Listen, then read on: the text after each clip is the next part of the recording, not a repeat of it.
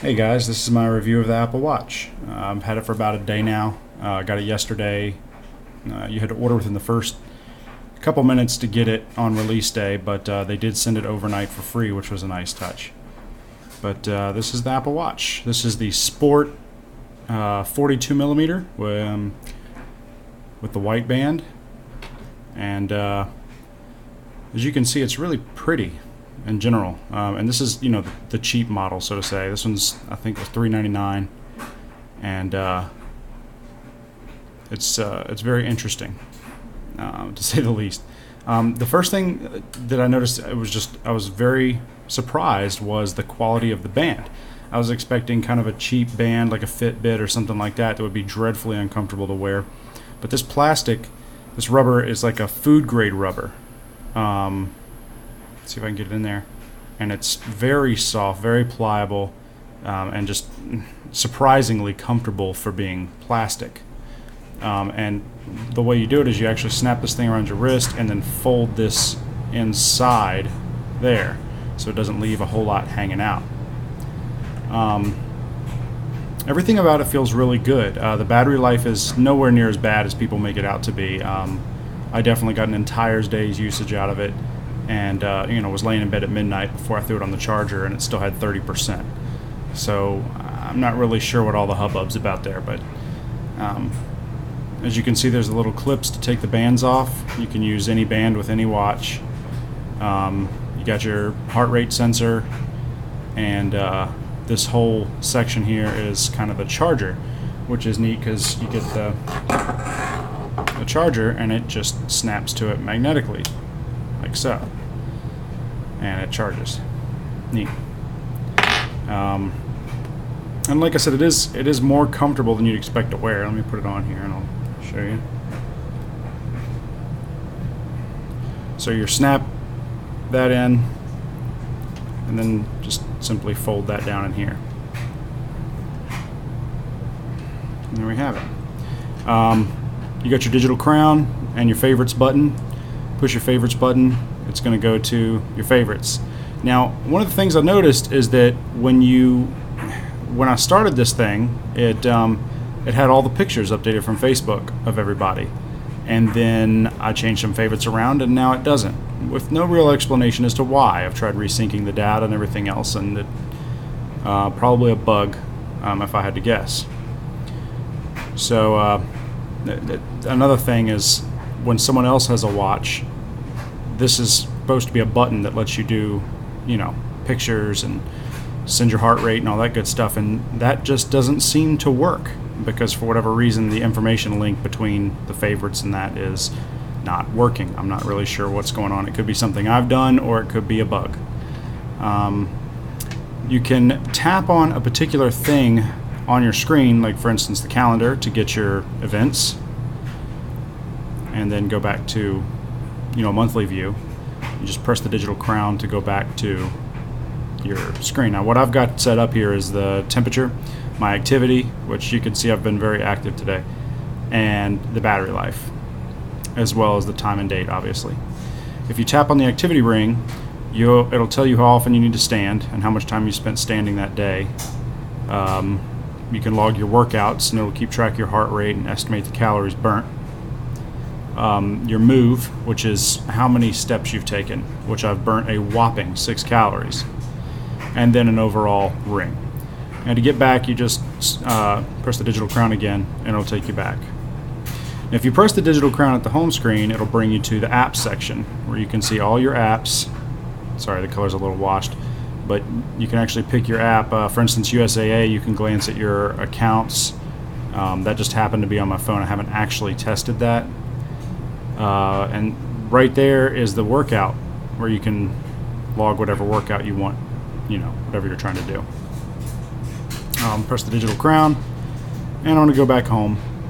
One of the neat things is the glances. If you swipe up, it'll give you basic stuff. For instance, you can see my iPhone back there. If I press the ping, it gives off a loud ping on my iPhone to let me know where I've left it. I can control my music from here and the volume.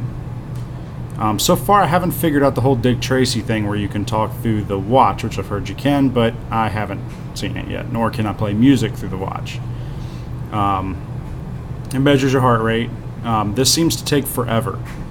In fact, that's my chief complaint with the watch right now, is that when it's almost like it doesn't have enough horsepower, or Apple hasn't quite figured out how to get the data from the phone to here through Bluetooth at a decent speed.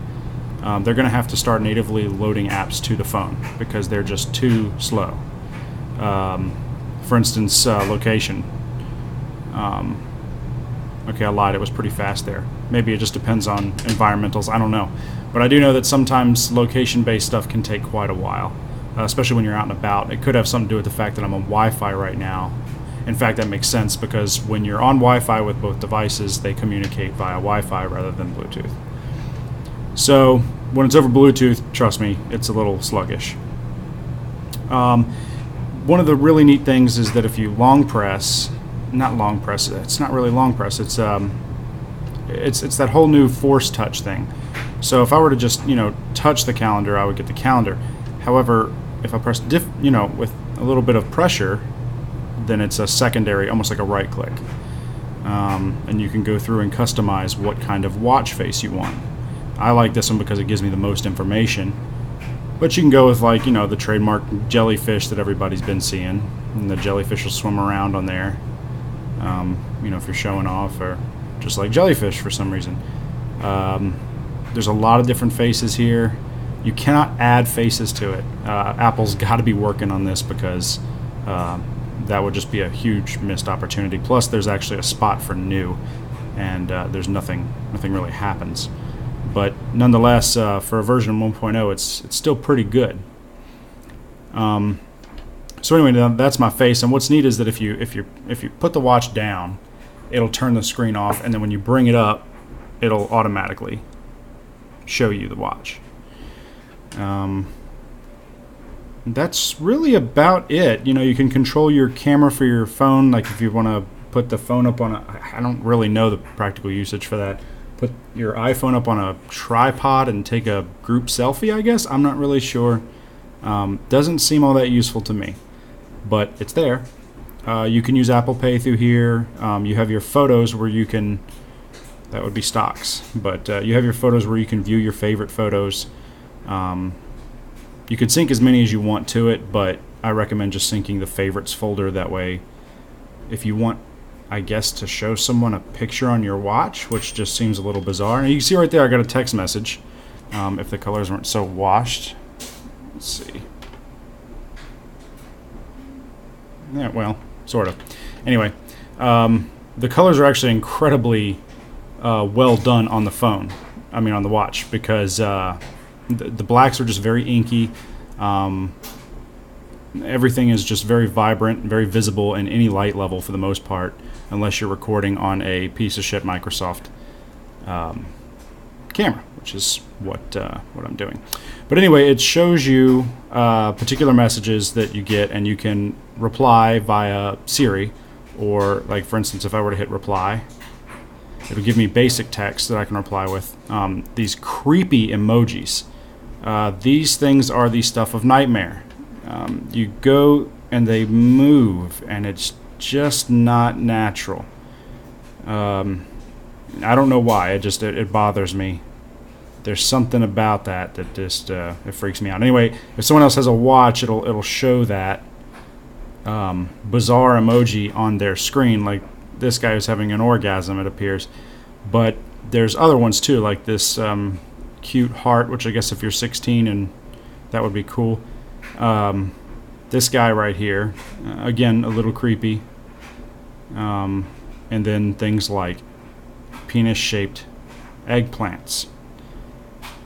So yeah, I'm going to cancel, but if I go back to reply, I can actually reply with Siri. Okie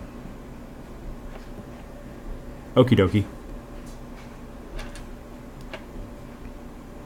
And it'll send that. I can either send it as an audio or as the text itself, which I'm going to send it as text itself.